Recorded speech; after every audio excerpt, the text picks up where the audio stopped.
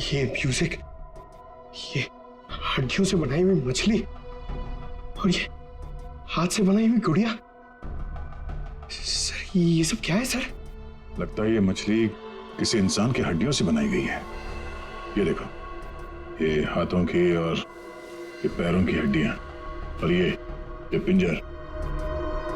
अरे बदबू, इन हड्डियों में जो मांस है, इस मांस का सड़न की वजह से आ रही है। मतलब सर किसी को मार के टांग दिया यहाँ पे। हाँ, अरे मांस अभी भी लगा हुआ हड्डियों पर और मछली की तरह बना दिया। ना कहना ना काम। सर वो ये कैसे कर सकता है सर? किसी ने किया और यहां पे लाके लटका दिया ताकि पूरी दुनिया देख सके। यहाँ मछली कहां से आई? सर यहाँ पर बच्चों के लिए बहुत बड़ा एग्जीबिशन होने वाला था और मछली का एक मॉडल आने वाला था, लेकिन पता नहीं ये कैसे आ गया। मछली का मॉडल कहां से आने वाला था? सर वो बहुत ही मशहूर आर्टिस्ट है, जोनिता मैम। जोनिता मैडम, क्या वही इसे छोड़कर गई थी यहाँ? जोनिता मैडम तो नहीं आई थी, पर रात पाली वाला वॉचमैन बोला कि यहाँ पर 2 लोग आए थे डब्बे लेकर, वही लगाकर चले गए। इस जोनिता से मिलना पड़ेगा। आप लोग जोनिता से नहीं मिल सकते। क्यों नहीं मिल सकते? क्यों? आराम कर रही है। हड्डियां मिली हैं, हड्डियां इंसान की, और वो आपकी बीवी का आर्टवर्क है। देखिए, मेरी वाइफ ऐसा कोई काम नहीं कर सकती। वो बेचारी तो खुद घायल है अभी। जोनिता घायल है? क्यों, क्या हुआ उसे? कल रात में एक सुनसान सड़क में एक चोर ने जोनिता से 10 लाख रुपए लूट लिए जो उसने सुबह बैंक से निकाले थे, और सर उसे चोट भी पहुंचाई। अब आप ही बताइए, वो बेचारी कैसे कुछ कर सकती है? क्या बात है सर? सुनसान रास्ते पे 10 लाख रुपए लेके जा रही थी। बहुत दिलेर औरत है।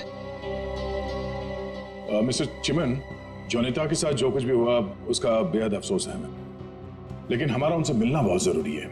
सिर्फ 3-4 सवालों के जवाब चाहिए, उसके बाद हम लोग यहाँ से चले जाएंगे। उन्हें कोई तकलीफ होने नहीं देंगे हम। लेकिन सर वो तो आराम कर रही है। खून का मामला है ये। लेकिन सर मैं आपसे कह रहा हूँ, अगर जोनिता हमारे सवालों का जवाब यहाँ पे नहीं देगी तो उसे ब्यूरो आना पड़ेगा। सोच लीजिए। ठीक है सर, आइए। नहीं, आप यहीं रुकिए, हम लोग देखते हैं।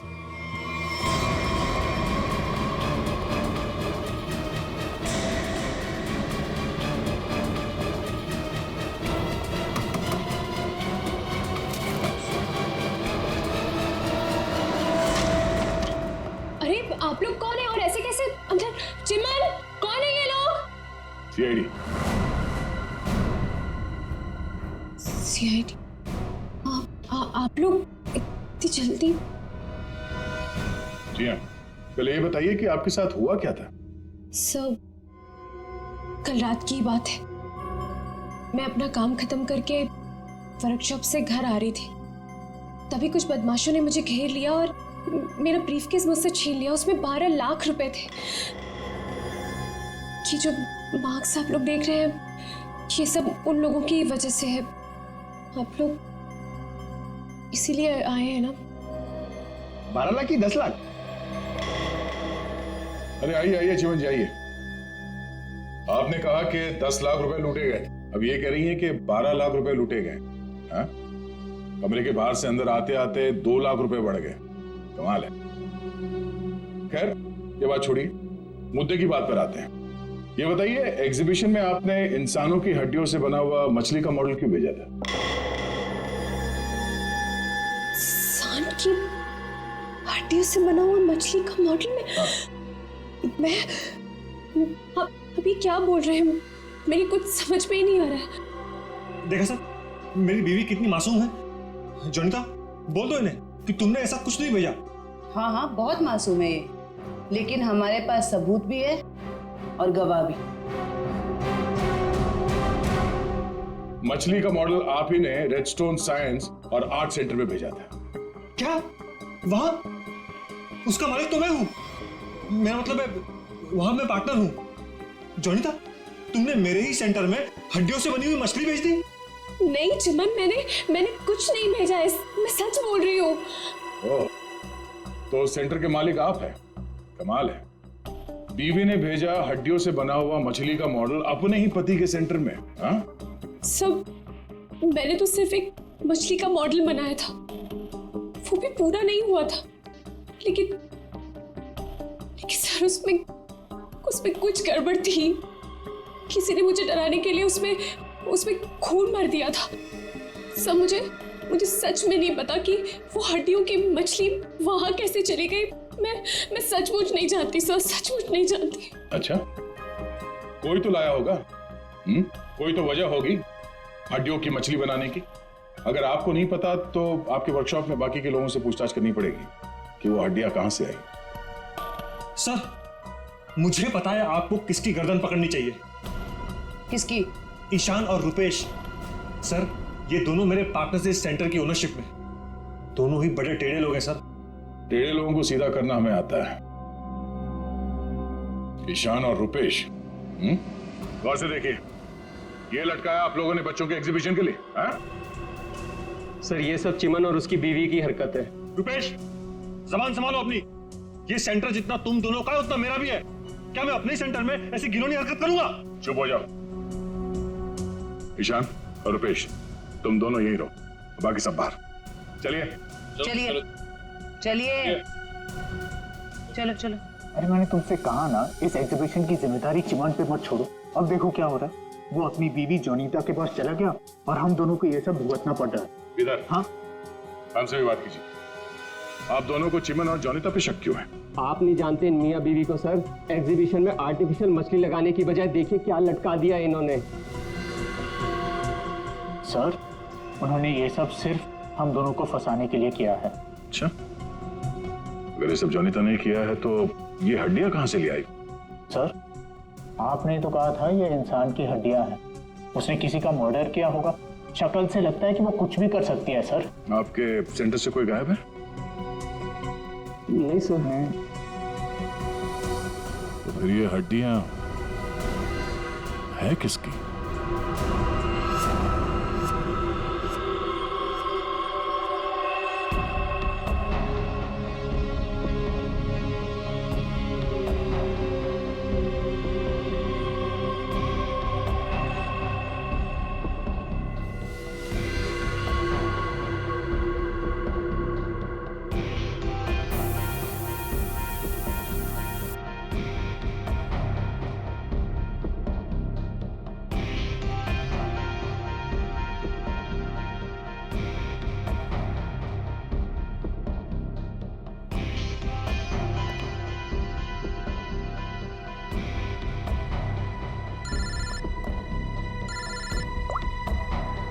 हाँ बोलो।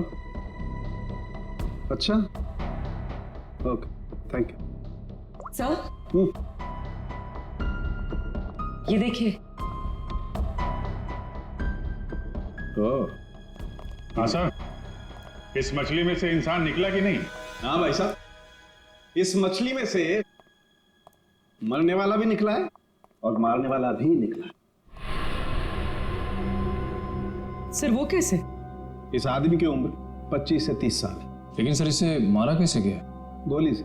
ये देखो, यहाँ ये पसलियों में गोली लगी। और इसकी पूरी बॉडी को काफी देर तक एसिड में डुबो के रखा गया था ताकि सारा मांस गल जाए। और इस खतरनाक एसिड का नाम है हाइड्रोलिज एसिड। एसिड में डुबो के रखा गया था? हाइड्रोलिज एसिड? लेकिन इतना सारा एसिड खूनी को मिला कहां से होगा? ये एसिड फैक्ट्रीज में इस्तेमाल होता है, खास करके कांच की फैक्ट्रीज में। और मारने वाला? मतलब खूनी के बारे में क्या पता चला? कलाकार, बहुत बड़ा कलाकार है खूनी। देखो, इंसान की हड्डियों को तराश तराश कर मछली बना दी उसने। आर्ट लवर है, आर्ट लवर। अच्छा, कुछ और बता सकते हैं इस आर्टिस्ट के बारे में? इसकी उम्र 22 से 25 साल है और ये एक औरत है। क्या खूनी एक औरत है? हाँ, खूनी एक औरत है। कमाल है, गोली का घाव और कंकाल देख के आप बता दे रहे हैं कि खूनी एक औरत है। मैं नहीं कह रहा हूं, ये सबूत कह रहे हैं। ये देखो, यहाँ हाथ की हड्डियों के बीच में ये मुझे थोड़ा सा खून मिला। जाहिर है ये खून उसी का होगा जिसने ये हड्डियां तराश करके मछली बनाई, क्योंकि इस आदमी की लाश तो एसिड में गल गई होगी, तो ये तो उसी का होगा ना। सर ये भी तो हो सकता है कि ये खूनी आर्टिस्ट ना हो, उसने सिर्फ ये बनाया हो, खूनी कोई और ही हो सकता है। लेकिन ये लड़की खूनी को जानती तो जरूर होगी, उसके लिए काम जो किया है। चलो ओके ओके ठीक है, वो साइंस सेंटर की फुटेज आ गई है, चल के देखते हैं।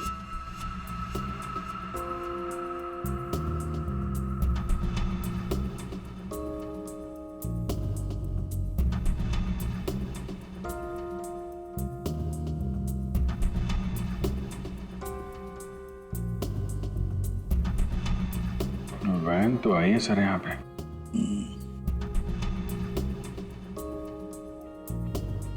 सर काफी अंधेरा है, कुछ ठीक से दिखाई नहीं दे रहा।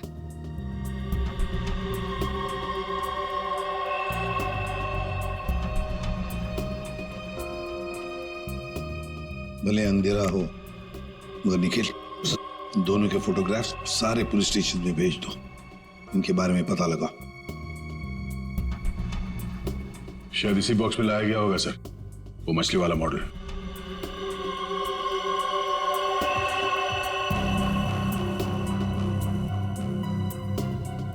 ये वैन में कुछ लिखा हुआ है, तो जूम करो इसमें।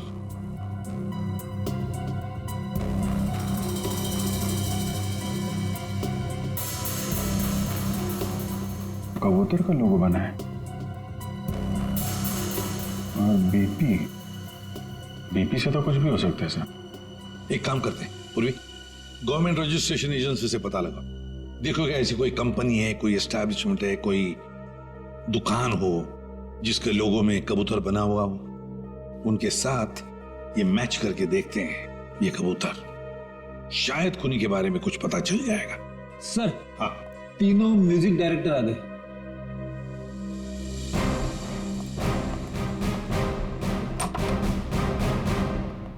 देखिए हम आप लोगों को म्यूजिक का पीस सुनाएंगे, उसे सुनकर आपको बताना है कि आप लोग क्या जानते हैं इसके बारे में। ठीक है सर।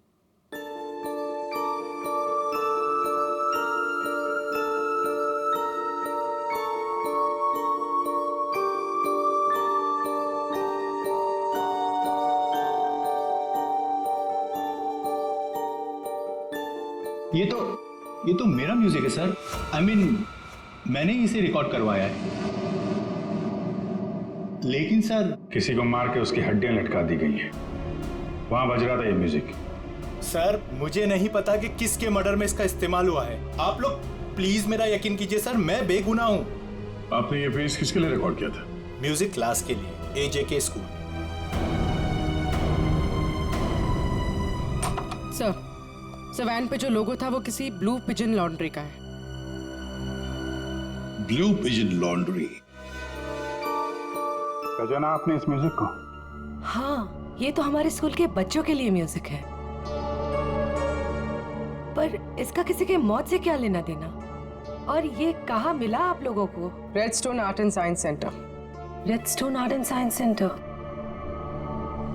फिर तो ये म्यूजिक और ये सेंटर, इसके बारे में आपको हमारे स्कूल के ट्रस्टी से बात करनी पड़ेगी। ट्रस्टी से क्यों? क्योंकि ये म्यूजिक हमारे ट्रस्टी ने बनवाया था, और हैरानी की बात तो ये है कि वो भी इस redstone art and science centre में जाने वाले थे। जाने वाले थे? हाँ, पर पता नहीं गए भी कि नहीं। कल रात से 2-3 बार उनका फोन ट्राई कर चुकी हूँ, लग ही नहीं रहा है सर। क्या नाम क्या उनका? मिस्टर रोहित कुमार। रोहित? कहीं ऐसा तो नहीं कि म्यूजिक गुड़िया और हड्डियों वाली मछली किसी किस्म की धमकी या कोई मैसेज हो? और भी एक काम करो, एग्जीबिशन की गेस्ट लिस्ट निकालो, चेक करते हैं गुड़िया, मछली और म्यूजिक, इन तीनों से और कौन कौन जुड़ा हुआ है। शौनक, ये गुड़िया ये तुम्हारे हैंडीक्राफ्ट मिल्स में थे बनती है ना? क्यों?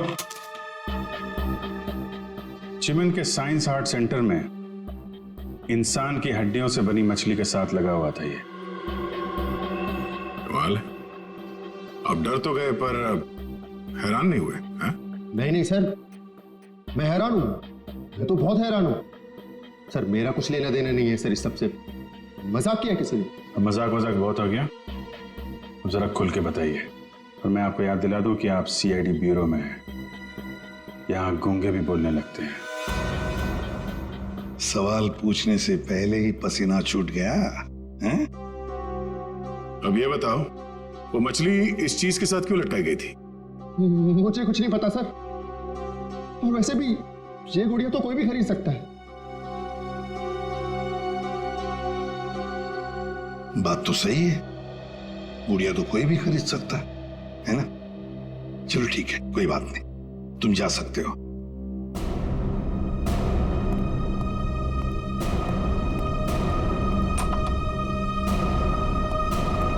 फ्रेडी, नजर रखो इस शौनक पर, बहुत बड़ा गड़बड़ है ये शौनक। सर, हाँ सर ये देखिए, रोहित के फोन की आखिरी लोकेशन कल रात को जोनीता के वर्कशॉप पे दिखा रही है, और इसके बाद से उसका फोन बंद आ रहा है। उसके बाद रोहित का फोन बंद आ रहा है। ये जोनीता तो हमसे झूठ पे झूठ बोले जा रही है। जोनीता क्या रोहित यहाँ आया था वर्कशॉप के अंदर और घबराया हुआ था? हाँ सर, रोहित जी ने जोनीता मैडम को एक चिट्ठी दिखाई, उसको पढ़ते ही जोनीता मैडम तो घबरा गई सर। ऐसा क्या था उस चिट्ठी में? पता नहीं सर, लेकिन दोनों की हालत खराब हो गई थी सर। उसके बाद वो दोनों भाग गए। उसके बाद जो हमने देखा सर, वो आप सोच भी नहीं सकते। क्यों? ऐसा क्या हुआ था? उनके बाहर जाने के कुछ मिनटों के बाद ही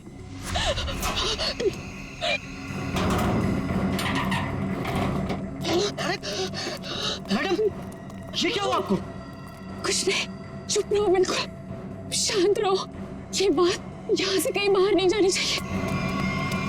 खोलो दरवाजा, खोलो जोनीता, दरवाजा खोलो जोनीता, दरवाजा खोलो। मैं मरना नहीं चाहता, वो मुझे मार देगा। तुम ऐसा नहीं कर सकती जोनीता। अरे ये तो रोहित साहब की आवाज है। मैडम दरवाजा तो खोलिए आप। नहीं, कोई दरवाजा नहीं खोलेगा, कोई दरवाजा नहीं खोलेगा।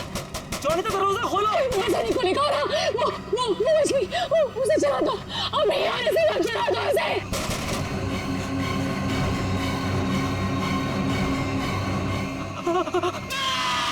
एक आदमी बाहर मर रहा था और आप में से कोई नहीं गया उसे बचाने के लिए? सर, जोनीता मैडम की हालत देखकर और रोहित जी की चीखें सुनकर हम सब बहुत डर गए थे सर। पता नहीं बाहर कौन था, और मैडम ने दरवाजा खोलने से मना भी किया था। कमाल है सर, ये जोनीता ये कुछ गड़बड़ लग रही है। हाँ सर, सारी बातें उसी की तरफ इशारा कर रही हैं। पता करना पड़ेगा उस चिट्ठी में ऐसा था क्या जिसकी वजह से इतना हंगामा हुआ है।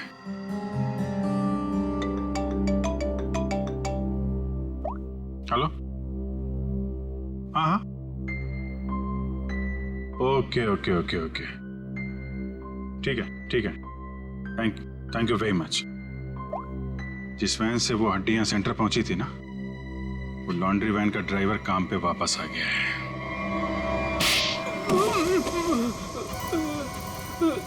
उठ। साहब, कीलू, यही नाम है ना तुम्हारा? हाँ साहब। अच्छा है कि तुम छुट्टी मनाकर वापस आए। कब से इंतजार कर रहे थे हम तुम्हारा? हाँ? मारो मत साहब, आपने तो मुझे दिन में चांद तारे दिखा दिए साहब।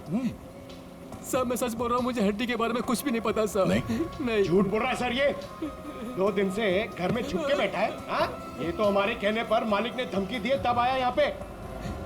नहीं साहब, मैंने तो छुट्टी ले रखी थी साहब, इसीलिए मैं आराम कर रहा था। छुट्टी ले रखी थी? जी। सच बता, वरना एक और। नहीं साहब, मैं सब सच बता देगा साहब। पूछिए, आपको क्या पूछना है साहब? तुम्हारी वैन वहाँ साइंस सेंटर पे कैसे पहुंचा? साहब 6 अप्रैल की शाम को मुझे एक फोन आया था। उसने मुझसे कहा कि तुम्हारी मुझे वैन चाहिए कुछ घंटों के लिए साहब।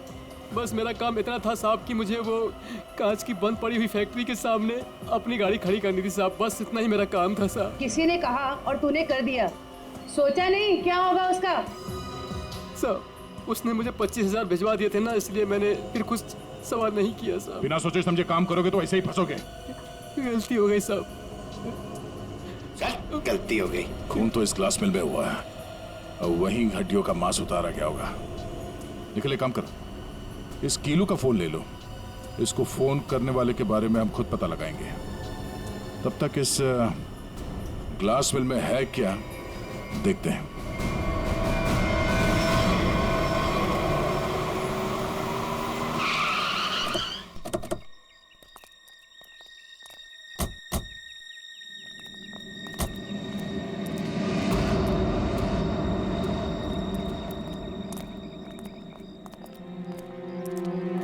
क्या उजाड़ जगह है सर ये? क्या सच में कीलू ने अपनी वैन यहाँ पर छोड़ी थी? कीलू के पास झूठ बोलने का ऑप्शन है नहीं। वो हमारी गिरफ्त में है और झूठ बोलने का अंजाम वो अच्छी तरह से जानता है।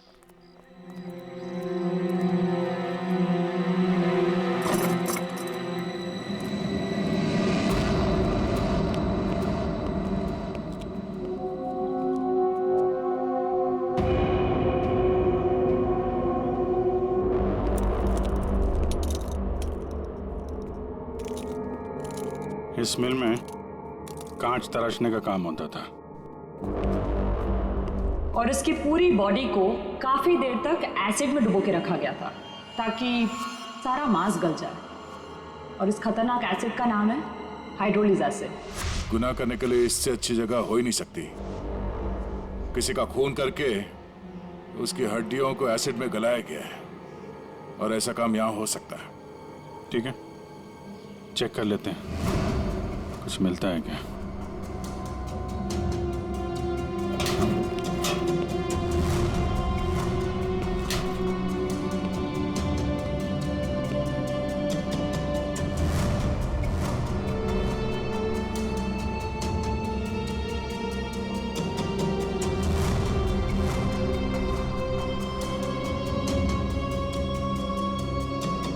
बाथटब और यहाँ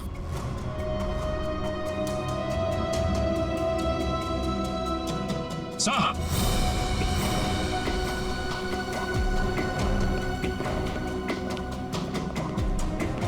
हाँ सचिन, ये देखिए सर, बाथटब के ऊपर खून लगा हुआ है। फैक्ट्री के अंदर बाथटब और बाथटब में खून। लगता है बॉडी पे एसिड डाल के इसी में गलाया गया है। मांस अलग, हड्डियां अलग। ये देखो, जले हुए मांस का अंश लगता है। सर, यहाँ पर कुछ है। पूर्वी नहीं, हाथ मत लगा, एसिड होगा, उंगलियां जल जाएंगे। किसी और चीज से निकालना पड़ेगा। एक मिनट सर, ये कुछ है, इससे निकलेगा।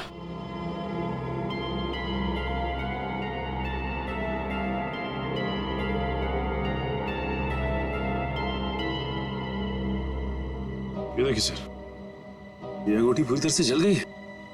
सर शायद उस आदमी की है जिसे यहाँ मारा गया है। सर इस अंगूठी पे कोई डिजाइन बना हुआ है। आर लिखा है सर इस पे। आर? कहीं अंगूठी रोहित की तो नहीं? वो स्कूल के ट्रस्टी की हो सकते हैं। रोहित की बचपन की फ्रेंड जोनीता, वही बताएगी किसकी अंगूठी है। आपका कहने का मतलब क्या है कि मैं खूनी हूँ?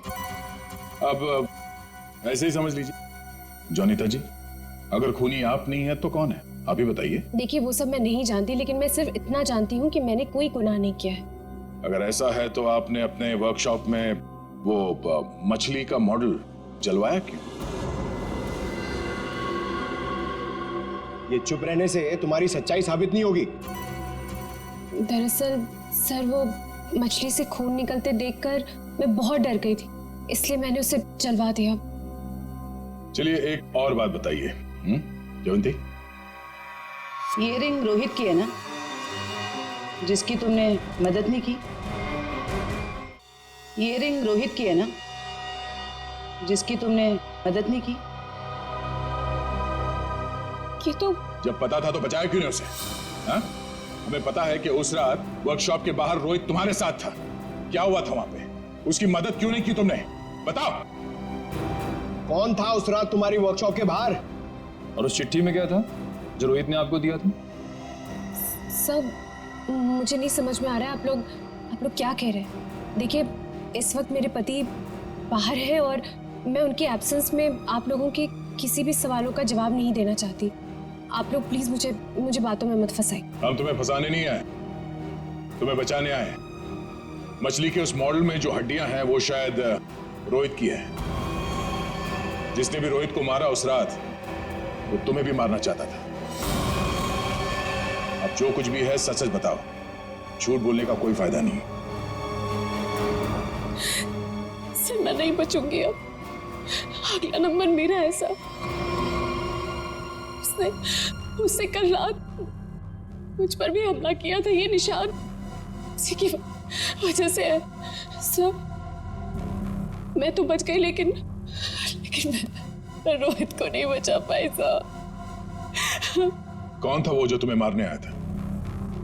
सर मुझे नहीं पता सर। मैं उसका चेहरा नहीं देख पाई। कोई सिर्फ तुम दोनों को ही क्यों मारना चाहता मगर? हाँ? नहीं सर, हम दोनों 3, मैं, रोहित और शौनक। शायद कोई हम तीनों से उस राज के लिए बदला ले रहा है। कौन सा राज?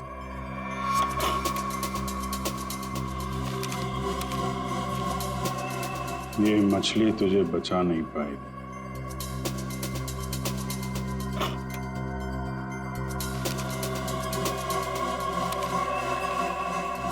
ये गुड़िया का खेल बहुत जल्दी खत्म हो जाएगा। सर, ऐसा ही लेटर रोहित के पास भी था सर। कोई हम तीनों को डरा धमकाकर हमसे पैसे ऐंठ रहा है।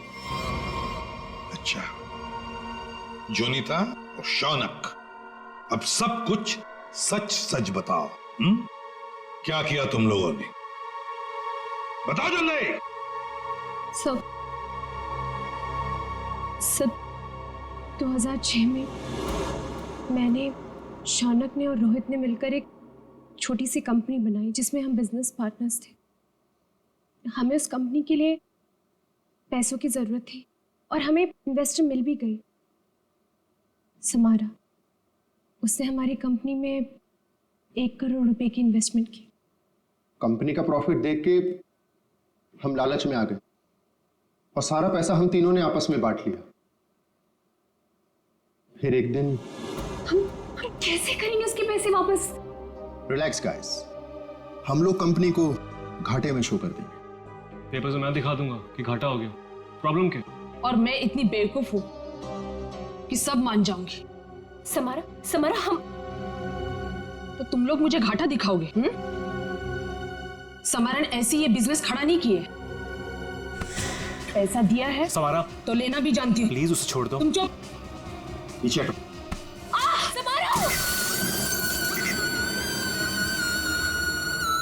सर, हमने पैसों की हेराफेरी जरूर की है, पर हमने किसी को मारा नहीं है। वो तो सिर्फ एक एक्सीडेंट था बस। हमने कंपनी बंद कर दी और अपने अपने रास्ते चले गए। और अब 10 साल के बाद हमारा पीछा करते हुए कोई यहां तक आ जाएगा, हमें नहीं पता था सर। और सर, उस रात को मैं रोहित के साथ वर्कशॉप के बाहर इसीलिए आई थी क्योंकि मुझे उस इंसान से मिलना था जिसने ये बॉक्स और चिट्ठी दी थी मुझे। सर, लॉन्ड्री में इस नंबर से फोन आया था, उसका पता चल गया है। वो चिमन का नंबर है।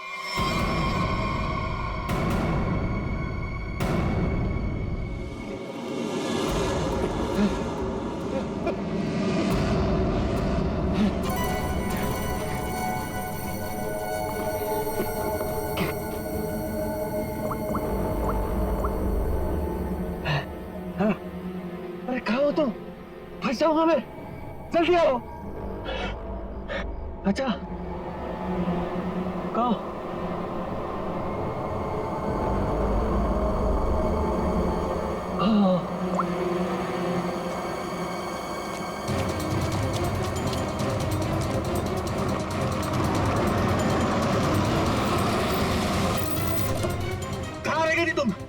मेरी गर्दन तो बस गई थी समझो। पहले ये बताओ कि तुम सीआईडी से बच के निकले कैसे? तुमसे किसने कहा कि मैं सीआईडी से बच के निकला? मतलब? सामने देखो।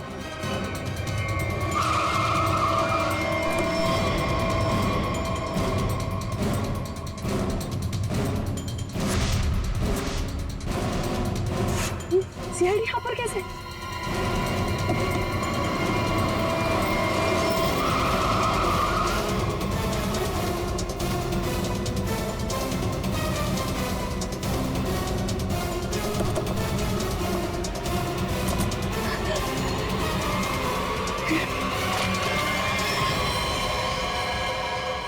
मुझे धोखा दिया?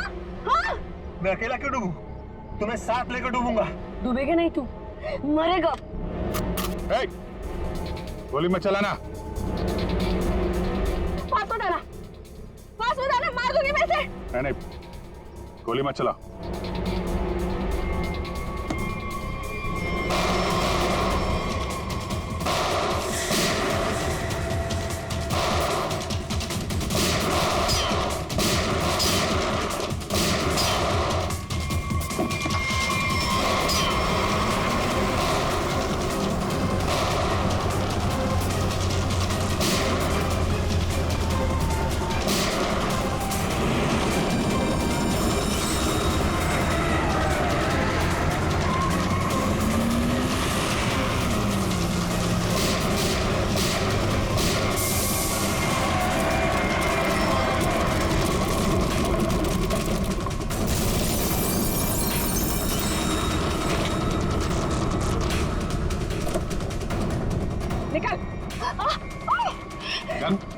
सर मैं बेगुनाह हूं सर, मैंने कुछ नहीं किया। मैं तो मालविका के प्यार में बहक गया था सर। बड़े बड़े बहके लोगों को हमारी जेल ठीक कर देती है, तो बाकी का जेल में बहक लेना। बेवकूफ है, कुछ भी ढंग से छुपा नहीं पाया और सीआईडी से मिल गया, इडियट। हाँ, इसके पास हमने ऑप्शन नहीं छोड़ा था।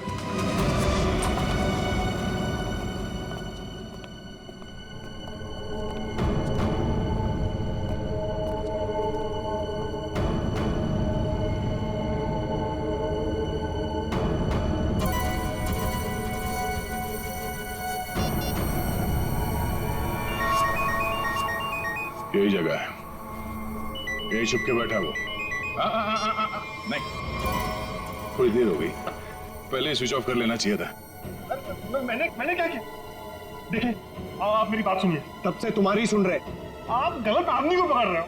फिर तुम ही बता दो किसको पकड़े। वही जो असली मुजरिम है। तो तुम रोको उसे। तुम तो समारा से रिलेटेड हो ना, जिसे जोनिता और उसके दोस्तों ने धोखा दिया था। हाँ, लेकिन मैंने ये सब समारा के लिए नहीं किया। वो तो कई साल पहले ही मर चुकी थी और मुझे उसकी कोई पड़ी भी नहीं थी। आप लोगों को लगता होगा कि ये सब बदला है, लेकिन ये सब बदला नहीं है। फिर तुमने ऐसा घिनौना जुर्म किया क्यों? मैं समारा की नौकर की बेटी, उन्होंने मुझे अपनी बच्ची की तरह पाला था। समारा के मरने के बाद सारी प्रॉपर्टी मेरे नाम हो गई थी क्योंकि उनका कोई वारिस ही नहीं था। लेकिन मैंने अपनी बेवकूफी की वजह से सारी प्रॉपर्टी गंवा दी और जिंदा रहने के लिए एक मामूली सी नौकरी करनी पड़ी। हाँ? करोड़ों के कर्जे में डूब गई मैं। तो जोनिता, रोहित, शौनक और उनके पुराने कंपनी के कागजात, वो धमकियां, रोहित के दर्दनाक मौत, इस रात से कैसे चल पड़ी तुम? मैं समारा के पुराने ऑफिस गई थी। वहां पर मैंने कुछ कंपनी के पुराने पेपर्स देखे। तब मुझे पता चला कि उन तीनों ने समारा को धोखा दिया था। मैं चाहती तो मैं पुलिस में जा सकती थी, लेकिन पैसे में मेरी जान अटकी थी। तो तुमने तीनों को ब्लैकमेल करने की सोची। सोचा अमीर लोग हैं, मोटी रकम मिल जाएगी। हाँ, सबसे पहले रोहित ने हमें पैसे दिए और जब जोनिता और शौनक की बारी आई तब वो उन्हें बचाना चाहता था। अच्छा, तो रोहित तुम्हारे प्लान के बीच में आ गया, इसलिए मारा गया, है ना? हाँ, और उसकी वो हालत देखकर ही जोनिता और शौनक ने हमें पैसे दिए। लेकिन आप सब बीच में और मेरा सारा खेल चौपट कर दिया। इतनी प्लानिंग अपने पैसों को संभालने में लगाया होता तो इस हालत में नहीं होती। जुर्म के रास्ते चलने पे पैसे नहीं, जेल की सलाखें मिलती हैं। और जो जुर्म तुम लोगों ने किया है उसकी एक ही सजा है, फांसी।